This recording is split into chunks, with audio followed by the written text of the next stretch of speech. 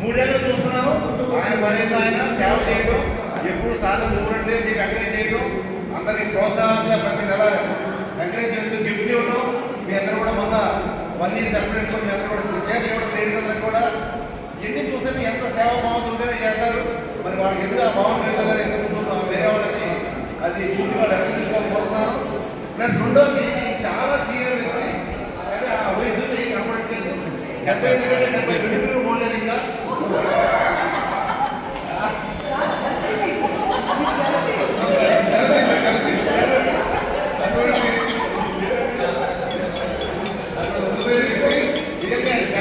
ఉపయోగించుకోవట్లేదు. మన భవన శాఖలో ఆయన ఉద్యోగాన్ని అన్ని పోస్టులు రైల్వే సేవ ఉపయోగించుకోవట్లేదు.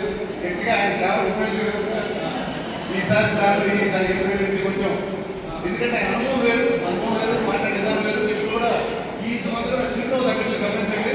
ఆ 77 కూడా చిరునవ్వు అట్లాగే ఉంటుంది. మాట్లాడే విధానం కానీ, చెప్పే విధానం కానీ, కష్టపడటం కానీ, అందరిని కలుపుకోవడం కానీ ఏం చాలా అందులో ఉంటాయి. మనకు అయినటువంటి విషయాలని ఆయన మనం సముచితంగా ఇంకా కూడా ఆయన సేవలు అందుకునేలాగా గుర్తించాలి. తప్పదంగా ఆయన కూడా రెడీగా ఉంటారు. ఎప్పుడు కూడా ఇచ్చారు. మన పదవి అనేది కాకుండా సేవలు అందుబాటు ఉంటారు. కానీ మనం సరిగ్గా ఉపయోగించుకోవట్లేదు. కొంచెం ఉపయోగించుకుంటూ ఆయన కూడా ఆయన ఉన్నత స్థితిలో ఉంచాలి. ఇట్లాగే ఆయన ఇక్కడ 3 ఏళ్ళు ఆయన ఉండాలని దేవుడి కృప ఆయన కాకాలని